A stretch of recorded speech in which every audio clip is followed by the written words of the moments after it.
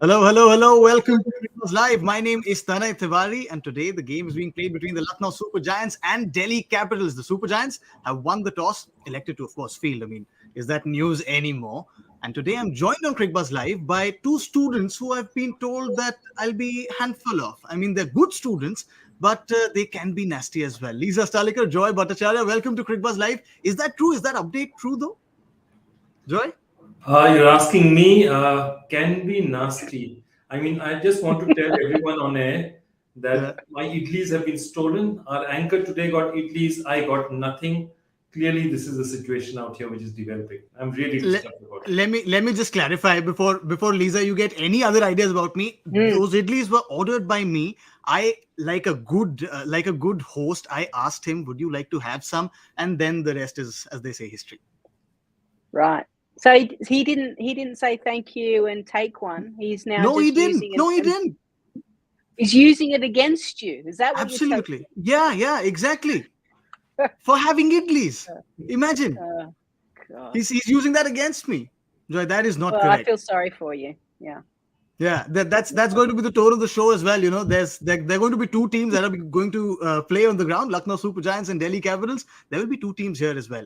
I leave all of you to decipher what that is. But of course, Lucknow Super Giants have won the toss and elected to field, and there are quite a few changes in those playing 11s. We'll get to that as well. But Lisa, we saw your coverage, extensive coverage on Cricbuzz. How was it watching Australia win that World Cup final in that magical game?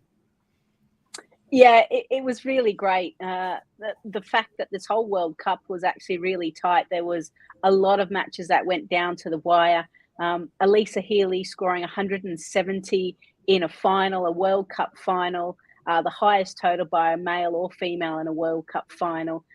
356, and then you have another innings by Nat Siver, 148, that keeps England in with a chance. It was just great cricket, great pitch, great outfield, great atmosphere at Hagley. Given the fact that there was no New Zealand team there, it was packed. Yeah. Great atmosphere, and I've got the Blues, but lucky I have you guys to celebrate and remember. There's still a big tournament going on. It was actually, but let me just update all our viewers right now who've been waiting for Lisa. We've been waiting for Lisa, Joy, and the reason she came in so late was because she was celebrating all this while that win. That's what took her so long. I can believe it. True blue Australian, all the Yeah, yellow and green celebrations out there. But there's some amazing moments out there. 2015, player of the tournament star comes and Elisa Haley standing beside him, delighted that wins it. yeah. 7 years later, she's player of the tournament. He's standing beside her. He's not come to the IPL. He's supporting her out there. I thought it was amazing. And for anyone who tells me about women's cricket in the World Cup, I tell them the Women's Cricket World Cup started 2 years before the Men's Cricket World Cup. So there, it There started you in go. Yeah. 1973. Correct. Yeah, and I'm sure that Mitchell Stark, Alyssa Healy thing will feature in one of those retro reels that you're doing right now. Have you managed to catch some of that, Lisa? Retro reels? Yeah, I have. Very good. I mean, I always learn a lot from Joy all the time, whether Correct. it be here on Cricbuzz Live or what he posts on Twitter. So Retro Reels just takes it to another level. Correct. So it's not just cricket, it's not just entertainment. You also get to learn something once you come on Cricbuzz. Retro Reels, of course, is on Cricbuzz Plus. Let's have a look though at the teams now, and there are changes there, as I said, and big ones. Lisa's homecoming has happened already. One more player has come back home of sorts. You can look at that Delhi playing 11 and that big name, Joy. David Warner is back to, I mean, where he started. This entire journey started for him with Delhi, and now he's back. Of course, there are other changes. Sarfaraz Khan comes in, and Noke comes in as well. Yeah, absolutely. I mean, I think David Warner was expected that the moment he comes in and he's eligible, 6th was the date, and he's been waiting for it to happen. So that was a given. It had to happen. The second decision, Nokia also, they were playing three foreigners. They kept the fourth slot open. Khalil Ahmed was playing just to have an opportunity that when he comes in, he walks straight into the 11. Nokia coming into the 11 is big. Actually, I'm also equally excited by Sarfaraz Khan. Sarfaraz Khan is a monster in domestic cricket. In the 23-24 matches, he's averaging over 77. Incredible average, making runs all the time. Mandeep is a good player, but Sarfaraz Khan, every year he looks as if, I'm excited about him. Every year he looks as if he can break. He hasn't yet done it. but this could be the year. And I think all these three make Delhi much, much stronger. They're a formidable team, this Delhi unit. Just have a look. If we have a look at that playing 11 again, Lisa. Now, this is what this complete Delhi unit looks like. It's been a while now. It's been, 3 games? And now with David Warner back, of course, Tim Seifer has had to make way. Mandeep Singh has had to make way for Sarfaraz and Khalil for Amrit Noke. But this is looking like the Delhi side that we've come to see in the past few years. Yeah, it's all about the top order, isn't it? Yeah. Dave Warner just gives that strength and stability there. I think he's got a point to prove as well. Sarfaraz Khan, he has been a guy, like Joy has said, that domestic cricket has done so well. It just hasn't worked out in the other franchises for him. Amrit Nokia, I mean, he was a star last year, so fingers crossed that he can pick up where he left off. It is a complete side, and it was almost like Delhi wanted to potentially survive those first 2 games without all of these stars. They got 1 win. So that's a victory in itself. And now they can go, all right, we've got, 12 more matches. Now we've got the full quota. And it's back to the same template also, Joy, no? I mean, a good solid base of Indian batters. You've got 2 quicks there as well, overseas quicks. So this looks like the template of the Delhi of the old. This is a template of Delhi of the old. Lots of all-rounders in the middle also. Lalit Yadav, Akshar Patel both give you bowling options. Shardul Thakur is a decent with the bat. So again, a Delhi side which has a middle, a very strong top order. The only thing is, I'm not sure whether Sarfaraz will bat at 3. They could very well bat Rishabh Pant at 3, and Sarfaraz could float back at somewhere at 5, maybe even 6, depending on the situation. They depend on him to finish. I don't see them usually using him as an innings builder. Very interesting story though. Yeah. David Warner, you talked about his comeback. David Warner in 2000, and I remember these stories from 2009. The KKR coach at that time was John Buchanan, and the assistant coach was a certain Matthew Mott, who was also the coach of the women's team for so long for Australia. But before that, he was a coach of New South Wales. And he obviously knew all the New South Wales players. And there were 3 players that he was looking at saying, we should pick up one of these guys for KKR. And there was Steve Smith, Moises Henriques, and a certain David Warner. And basically, Buchanan and the support staff got together and decided that Henriques was the best prospect. And David Warner, of course, heartbroken that he couldn't play with his New South Wales coach, went to Delhi. And of course, the rest you all know is history. So it's an amazing story. I mean, David Warner could just as easily be playing for Kolkata had he been in that circumstance at that particular point in time. Correct. Yeah, absolutely. But Joy, just to add to that, actually, Trent Woodhill was involved with Delhi back then as well. And Trent Woodhill was his under-17 head coach and has been one of the guys that has worked with him throughout all of these years. So whilst he didn't get Matthew Mott, he got Trent Woodhill, who, has been a wonderful mentor for him as well. David Warner is coming home. Let's have a look at what he had to say on being picked in the auction by the Delhi Capitals. He said that it's exciting to be back with the franchise, which played a big part at the beginning of his career in this league. He said Ricky has had a fair bit of success with Delhi. He was a great leader for Australia, and now he has a lot of respect as a coach. He says, I'm looking forward to working with Ricky, and says, I want to learn how to play one-handed shots from Rishabh Pant. He's a young guy learning the ropes of leadership, and he has been an integral part of the Indian team as well. He says he's very excited and can't wait to bat with Rishabh in the middle. And Joy, that's kind of true. Warner couldn't have asked for a better franchise, perhaps, with what has happened in the past. I mean, he's been a run bank in the IPL for very long now. Then there was the slim season last season. This time around, if he had to hit restart, this is perhaps the best team with an Australian coach, with a young Indian core group of batters. You're absolutely right. You couldn't walk into a better situation. Stable franchise, been doing well the last 3-4 years. Lost some of their top of the batsmen. They've lost Dhawan. They've lost Shreyas Iyer. They need people to come in and make replacements. The second thing, and that will suit David Warner to the hilt at this point in time, is David Warner plays it safe in the beginning. He's a very quick accumulator of runs, but he doesn't take unnecessary risks. Now he's going in, he's going to bat with the Prithvi Shaw. Prithvi Shaw will hit anything that moves. Okay. And I think that actually works with David Warner, because David is okay about playing at his own pace in the beginning while allowing Prithvi to take risks. So I think that as a partnership also works for him.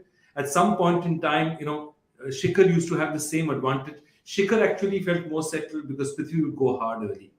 And if Prithvi goes hard early and takes that pressure of Warner, Warner is just a relentless accumulator of runs. And once he gets to a particular position, he won't let go. One of the great things about Warner is he doesn't give away his wicket at all. And I think that's why I feel this situation suits him. It's perfectly, and players like Warner, Gale, all of them are PTP players. They are point to prove players. Yeah, I don't think he enjoyed sitting in the audience last year, sitting among the crowd. He's going absolutely. to want to make a statement out here. Now, Lisa, if this was the David Warner of 2008, 2009, I wouldn't have hesitated in saying that, yeah, David Warner's just going to go out there, give it to Hyderabad every time he's scoring runs. But this is a changed David Warner. We've seen him evolve as a player, as a human being. But he would be hurting. He would be genuinely hurting after that last season. Yeah, no player likes to be sat out. No player likes to, who was once a captain. We've got to remember that he was the soul and heartbeat of Hyderabad for such a long period of time. His fan base there, and you could tell that in his messages after he was leaving. On social media, it was his family was saying goodbye to the fans of Hyderabad. So he does have a point to prove. He's a mature cricketer now. I feel like he will actually be a great foil for Prithvi Shaw to go, mate, I was you when I was younger. Like I literally hit a ball that would come close to me and I'd try and put it out of the park, not for four, but out of the stadium. So I think he can actually rub off and show Prithvi Shaw that he has probably got a little bit more time than what he thinks, or give himself a bit more time. So I think they'll actually work really well together. Absolutely, Joy. But contrary to what our viewers are seeing right now on Cricbuzz Live, there's just the opposite of that happening in the Delhi Capital squad. I mean, David Warner is 35. In that entire squad, they have just 3 players who are aged over 30. And now David Warner in that mix. How important will that be for Lisa said that he'll be a foil for Prithvi Shaw. How will he be a foil for the rest of the youngsters there? Look, I think he fits right in, as Lisa would say. He's a TikTok man with Prithvi. Yeah. They're going to do TikTok videos together. Rishabh is a bit of a clown around the team when he's not captaining. I think he'll enjoy it. This Delhi team is a young team. They really have fun. And I think a uncomplicated atmosphere without too many heavyweights suits David Warner. I think he doesn't enjoy it when the dressing room is full of seniors who you need to respect or not. I think he'll enjoy this dressing room. And if you leave him to his devices, leave him to his cricket, and that's one thing great about Ricky Ponting. He'll leave you to what you're best at. And I think that's why, somebody like Ricky Ponting is not going to try and coach David Warner. He's going to say, what is it that I can do to make you feel comfortable? You'll bat out here. This is what we're looking for you. Tell me what I can do to help. That's it. And he'll leave the rest. That's a great thing. He coaches players who need coaching. Otherwise, he manages players who are more senior and who know their own roles. Correct. So Ricky Ponting might not coach David Warner, but what are the chances? Let's place some early bets. What are the chances that we might see Ricky featuring in a TikTok or an Instagram reel from David Warner by the end of the season, Lisa? No chance. No chance. I would really? be.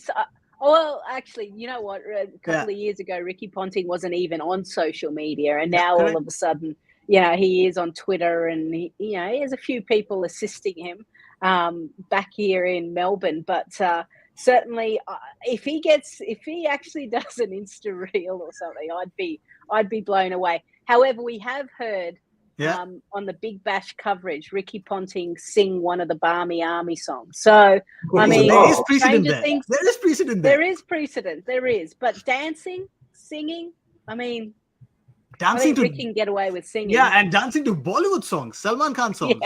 Joy? That's why. Early bets? No chance. Early days? No, I don't think so. Unless you win a championship or something, anything's possible then. Maybe, correct. That is true. Anything is possible with this Lucknow team as well. They seem to dig a hole for themselves and come right back out of it. They've made one change to their playing 11 today as well. Of course, have won the toss and opted to field. And you can see that one change there, Joy. Manish Pandey is out. Krishnappa Gautam comes in. The bowling gets a little more muscle. Also, towards the end, you get those big hits from Krishnappa Gautam as well. But you had a big smile on your face the moment we told you that Manish Pandey was gone. No, I mean, it's not about, I think Manish Pandey was not getting it right. And Manish Pandey started to put pressure on himself and his teammates because he was not getting those starts. And I think the best thing with somebody like Manish is that give him a rest and press restart and let him come back, give him a match or two, bring it back. The other reason they're doing this is because Jason Holder is really playing well with them with the bat. So they feel that if Holder can bat at 7, they don't really need Krishnappa Gautam batting at 7. Holder will bat at 7. and Holder at 7, Krishnappa Gautam at 8 is a pretty decent batting lineup. Now, if Manish Pandey was there, you're talking about Holder batting at 8.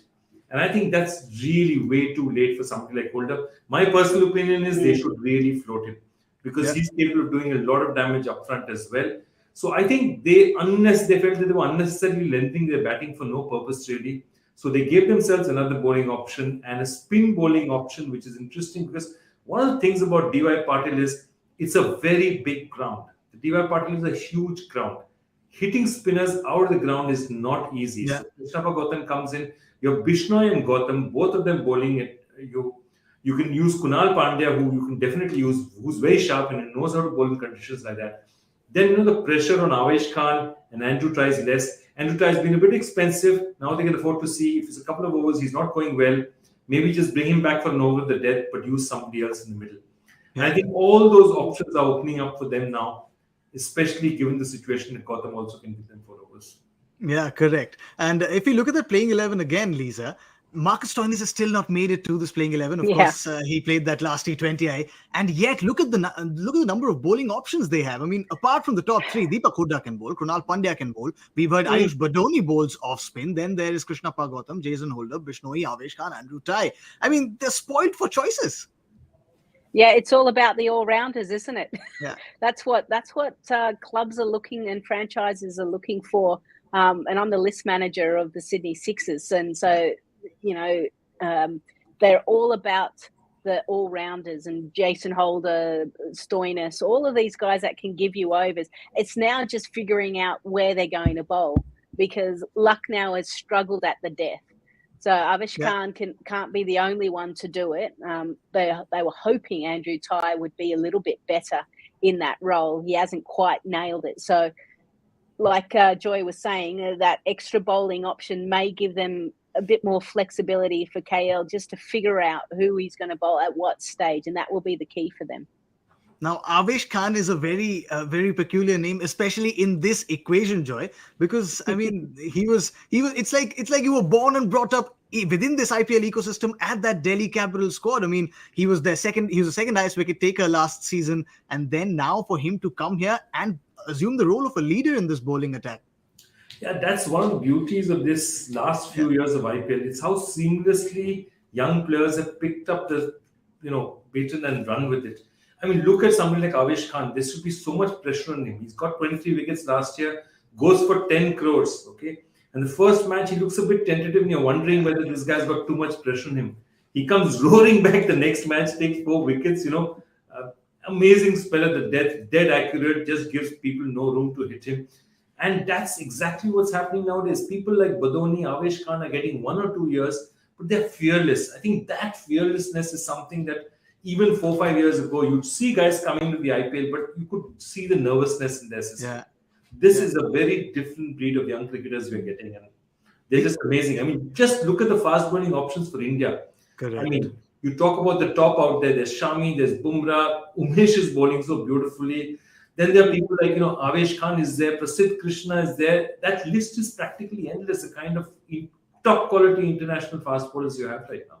Absolutely. And Joy spoke of fearlessness, Lisa. If we look at how Aveish Khan has done, he's genuinely, those numbers tell you how fearless he is. Handing the ball anywhere in the duration of a T20 game. Look at those numbers in the power plays. He's got 8 wickets there, the decent average. The economy is brilliant. Then in the middle overs, he comes and gives you wickets. And in the death, he's been as effective as any other bowler. How good a package is Aveish Khan? Yeah, he's the whole package. And the other thing that I like him, apart from those numbers, and we're all about statistics sometimes, is what he actually brings to the group as well. He seems like a guy that you just want to be around. He's up and about. He's like, give me the ball. I will get you a wicket.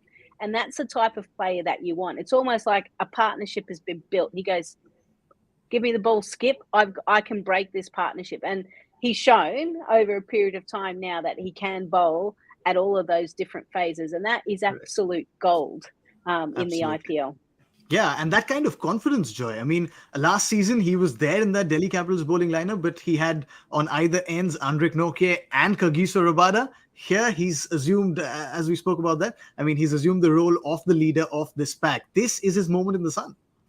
This is moment in sun, and let me tell you one thing. What is Yeah. impressive about his wicket taking this year is he's one of the bowlers that the opposition watches out for. Last Correct. year, when he comes in, he's a fifth bowler. He's the bowler because Nokia and Rabada are not bowling, and Aksar and Ashwin are not bowling. He's the fifth bowler, the bowler to attack. When you're the bowler to attack, you will get more wickets because people don't want to give Rabada the wicket. People are trying to play out Rabada. So what Yeah. happens is you benefit as the bowler when there are other attacking bowlers because you are the one they want to take risks against. Correct. Now he is a lead attacker, and to still get wickets, take that pressure, still take wickets, and still bowl at that kind of economy shows you his development as a bowler. I'm Correct. really impressed so far. Aveish Khan, the leader of the Lucknow Super Giants bowling attack. There's a battery of batters in that Delhi Capitals lineup. Lisa, which one battle are you looking forward to the most? Aveish Khan versus? Oh, probably Rishabh Pant. Okay. Yeah, Yeah, he's yeah. you want the skipper, the former skipper. He was playing under him. I think that might be good. I don't know what the matchups are, but certainly that would be interesting. Joy, that one battle that you're looking forward to? Oh, there's a book written by Barack Obama whose title I love for these circumstances. The Okay. audacity of hope. Yeah. It's almost the audacity of somebody like a Rishabh Pant trying his hand against an Aveish Khan. And Aveish is also with batsmen like that. He tends to just put it there in the middle, and he becomes a you miss and I hit kind of bowler. So it's a mouth watering this thing to watch Correct. out It's a for. prospect. Absolute Yeah. amazing prospect to watch out for. Absolutely. And I can see, Joy, the number of books behind you have decreased significantly, and the number of books behind me have increased. Are you seeing that, Lisa? Yes, I noticed that. That was the first thing I noticed. I went, "What is this background? This is different." See, I mean, contrary to the perception, I am a well-read man actually. But I also read all of your questions that you send in. Hashtag Ask Cricbuzz Live. I'm a big multitasker. Hashtag Ask Cricbuzz Live. We've got a question this time around as well. Let's have a look at that. This question, of course, is around Prithvi Shaw. Jayesh Lalchandani asks us, last time when a young Warner played for Delhi, he was paired with Sehwag. This time around, he'll open with a young Shaw. How can Shaw benefit from this partnership? Now we've spoken briefly about it, Joy, but this can be a great learning experience even for Prithvi Shaw. Yeah, I think Prithvi Shaw will definitely benefit from it. And this is the time, he's 35 years old. This is the time in Warner's career where he probably wants a team to settle down in and play out from here.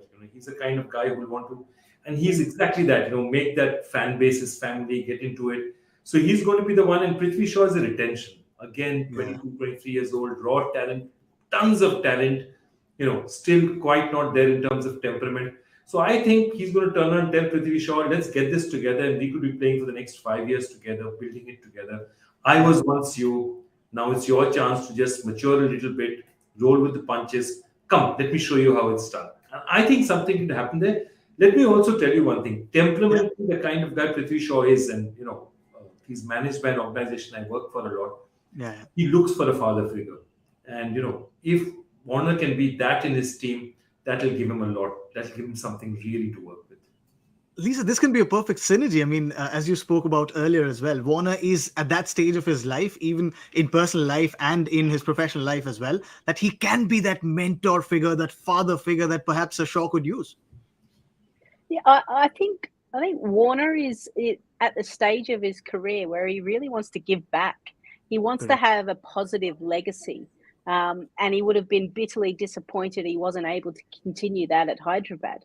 So he's got a chance now to come back to the franchise where it all started and almost ensure that the next generation go through it, that a Shaw becomes a David Warner in the IPL. The orange cap goes to Prithvi Shaw year after year after year. So I wouldn't be surprised if he's thinking along those lines. But also, I think he's going to enjoy the youthfulness of Delhi as well. I think it'll be exactly what he needs, just to have a bit of fun. Otherwise, he's around very serious cricketers a lot of the time. And there's a real playful side to him as well. Correct. And Shaw, Shaw has been that kind of cricketer, Joy. I mean, consistency has always been one aspect of his game that's been spoken about a lot. And this is one man whose career graph started off quite like Shaw's. And as you said earlier as well, Shaw would hit anything that's moving. Warner would do that as well. And this is also a time where perhaps he can set sights on the future under Warner's guidance here. Yeah, look, I think there's a lot of factors to Shaw, because remember, Shaw as a batsman is, the thing about him is he's also the kind of player who takes a lot of risks, and the kind of timing that he has with what he has, he needn't take that many risks. He needn't necessarily hit every over for 30 runs. He can hit that over for 15 in the power play and still do his team well. And I think, but the point is that if you try and curb him from outside, any curb on him from outside will just cramp his stride. So that decision to say, I'm going to choose the ball, I'm going to hit, has to come from Shaw. And therefore, it has to come from somebody who says, I used to do it like that, but I don't do it. Not a coach saying, don't do that. And that's a huge difference for a lot of young players, especially slightly rebellious young players who are used to having their way. And it's about having a little bit of spirit. I don't want to be told by the coach what to do. But if somebody sort of gently puts it to me and says, hey, this is what you can do. Just pat the ball. If it's a difficult ball, you don't need to hit that one. You've got to get at least 2 balls in the over. You can comfortably hit for the kind of talent you have. And I think that's what he's going to tell him. Correct. These youngsters nowadays, Lisa. But have you come across some of those? Have you come across some of these types as well during your playing days? Yeah. And I agree with Joy, actually. If you pick someone who they respect, who has actually been so dominant in this format. Now, Ricky Ponting, you cannot fault his credentials. But T20 cricket, he kind of started playing at the back end of his career. It was never in his peak. David Warner, T20 was the vehicle to a wonderful test career for him. So, he is T20 cricket. So his numbers speak volumes. How he's been able to adapt and change his game over the course also is something, no doubt, that Prithvi would be across. So I think internally, and that's why even like from a team culture point of view, other players pulling other players up carries a lot more weight than the coaching staff doing it. So just the little tips that he may say at the non-strikers end may actually sink in a little bit more than a coach from outside in a net session or an intra-squad match or a range hitting session. But in a match, in the context of the pressure and the situation of the match, someone right there living and breathing it with you, that's going to have a huge impact. Interesting. Very interesting. Now, before we move to the Joy Factor, Joy, I have a TT Factor for you. Name the player who told David Warner. Yeah, TT Factor. Yes. Got it. I come prepared as well. Yeah, you see, no? I read. So, which was that one player who, in the early days of David Warner in the IPL, told him that you'll be a good test player? It just has to be Sehwag. Who else could tell it to him? You're faster than the people who answer Joy Factor questions. I thought you could have at least acted, no? It's not the kind of thing Sehwag would say.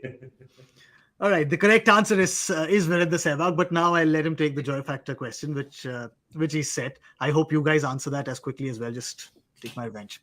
Go ahead, Joy. I'd be devastated if they did that, because this is quite a good question. Okay. On which test records list is Sachin placed at number 5, preceded by actually not 4 Englishmen, but 3 Englishmen and a West Indian, the youngest of whom was born more than 40 years before him. That means it's a test record where all the other guys are much, much senior to Sachin Tendulkar.